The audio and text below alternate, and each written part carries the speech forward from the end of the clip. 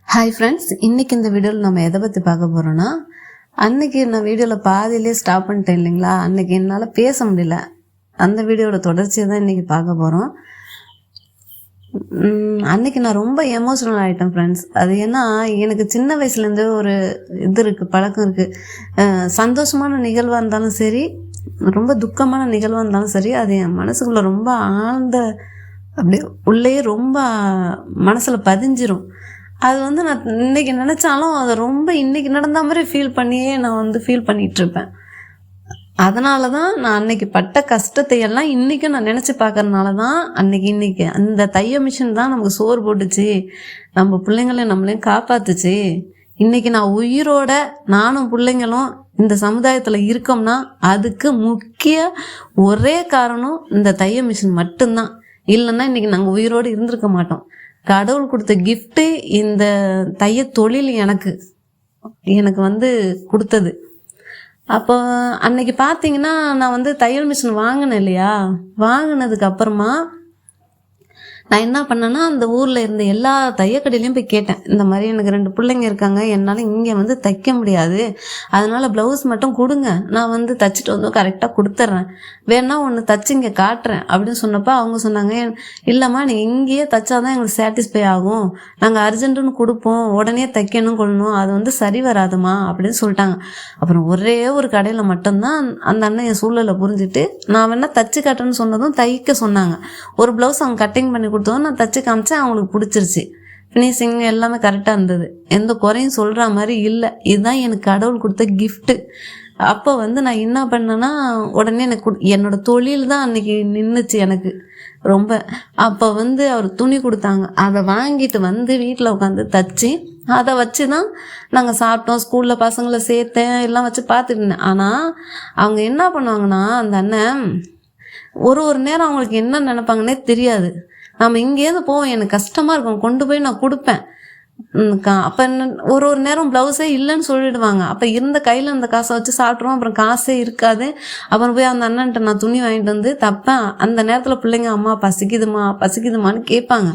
நான் இந்த தச்சு முடிச்சிடுவேன்டா, இதை போய் நான் கொடுத்துட்டு வாங்கிட்டு சாப்பிடல ஏதாச்சும் அப்படின்னு சொல்லி வச்சுருப்பேன். நான் தைச்சிட்டு பசியோடு கொண்டு போய் கொடுக்கும்போது அப்படியே நிற்க வச்சுருப்பாரு.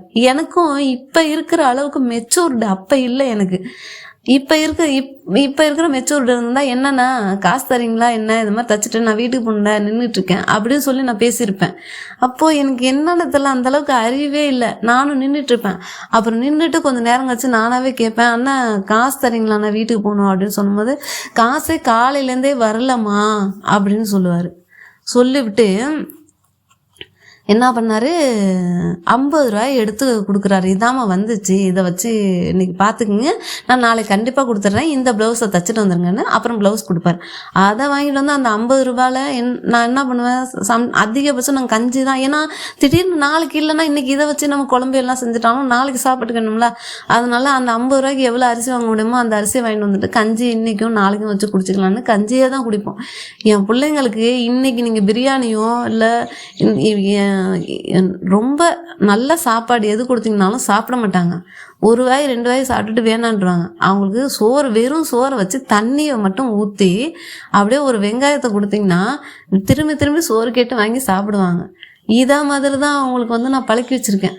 வெறும் சோறு அப்படி இல்லைன்னா ஒரே ஒரு உருளைக்கிழங்கு வச்சு அதை வச்சு இந்த கூட்டு இந்த மாதிரி செய்கிறோமா, அதை வச்சு தான் நாங்கள் சாப்பிட்டுக்குவோம். குழம்பே ரொம்ப நாள் நாங்கள் சாப்பிடல. மீன் குழம்பெல்லாம் நாங்கள் பார்க்கவே இல்லை கண்ணில். அந்த அளவுக்கு அந்த நேரம் கஷ்டப்பட்டோம் நாங்கள்.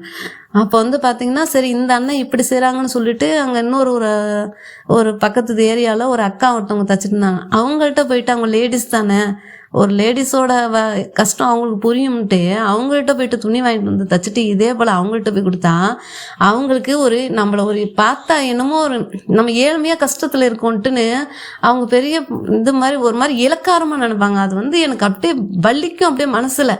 எனக்கு நம்ம வேலை தானே செஞ்சு கொடுக்குறோம், நம்ம பிச்சையாக எடுக்கிறோம். பிச்சை எடுக்கிற மாதிரியும் இவங்க பிச்சை போடுற மாதிரியும் நம்மளை இலக்காரமாக பார்ப்பாங்க. பிச்சை போட்டால் கூட நம்ம அது மாதிரி பார்க்கக்கூடாதுன்னு நான் நினைப்பேன். முடியாத பட்சத்தில் இருக்கிறவங்களுக்கு நம்ம பிச்சை கொடுத்தோம்னா அது ஒன்றும் பெரிய இது கிடையாது.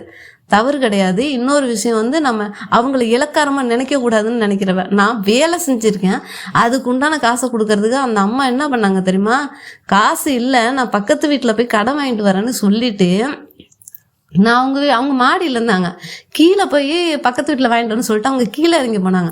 நான் மாடியில் பால்கனிலேருந்து பார்க்குறேன், அவங்க ப்ளவுஸுக்குள்ளேருந்து ஒரு பர்ஸை எடுத்து அதுலேருந்து 200 ரூபாய் காசை எடுத்துக்கிட்டு வந்து, நான் பக்கத்து வீட்டில் வாங்கினேன், இந்த 200 ரூபாயை வச்சுக்கமா, பேலன்ஸ் காசை அப்புறம் தரமான்னு சொல்லி என்னட்டே கொடுக்குறாங்க. எப்படி இருக்கும் எனக்கு? அந்த பேலன்ஸ் காசை நீங்களே வச்சுக்கோங்க அப்படின்ட்டு அந்த 200 ரூபாயோட அவங்கள விட்டு வந்துட்டேன். இப்படியே எனக்கு நிறையா பேரை பார்த்து ரொம்ப மனசுக்கே ரொம்ப கஷ்டமாக போச்சு ஃப்ரெண்ட்ஸ். ஒருத்தவங்களுக்கு கூட நம்ம சூழ்நிலையை அவங்க வந்து எப்படின்னா ஒரு இலக்காரமாக நினச்சிக்கிறாங்க நம்மளை அப்படின்னு சொல்லிட்டு. சொந்தக்காரங்களும் நமக்கு இது இல்லை. இந்த சொந்தக்காரங்க எங்கள் அம்மா அன்னைக்கு நாங்கள் தெருவில் வந்து நின்னோம், வீடு வாசம் இல்லை, எனக்கு ஜுரம் அடிச்சிச்சுன்னு சொன்னேன் இல்லைங்களா போன வீடியோவில்.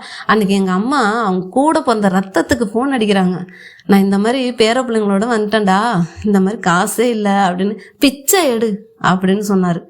எனக்கு அந்த ஃபோன் வழியாக வெளியில் கேட்குது, இன்னமும் என் காதில் ஒலிக்குது. அப்படிலாம் சொன்னாங்க. எனக்கு இன்னமும் நான் தைக்கும் போது இதெல்லாம் மனசில் வந்து குத்திகிட்டே இருக்கும்.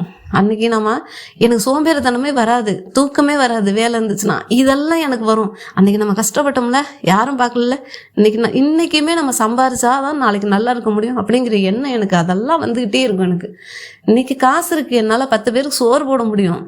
ஆனாலும் நான் வந்து வேலையை ஒதுக்கி வைக்க மாட்டேன், சோம்பேறித்தனம் பட மாட்டேன். நான் அந்த வேலையை நைட்டு கண்ணு முழிச்சினாலும் விடி நைட்டு பார்த்து அவங்களுக்கு கொடுப்பேன், சொன்ன டைம் கஸ்டமருக்கு கொடுப்பேன். அந்த மாதிரி கஷ்டப்பட்டு வந்தேன். அப்புறம் தான் அந்த சூழல் இப்படியெல்லாம் கஷ்டப்பட்டு இருக்கும்போது தான் தெருவில் உள்ளவங்க ஒன்று ஒன்றா என்னட்ட துணி கொண்டு வந்து கொடுத்தாங்க. அதுக்கப்புறம் 1 2 ஆச்சு, 2 3 ஆச்சு, இப்படியே போய் நிறையா வந்து இன்றைக்கி மெயின் டவுனில் ஒரு கடை வச்சு நான் வந்து இருந்தேன். அப்போ தான் என் ஹஸ்பண்டும் என்ன பண்ணாங்க, வந்து என் கூட சேர்ந்தாங்க.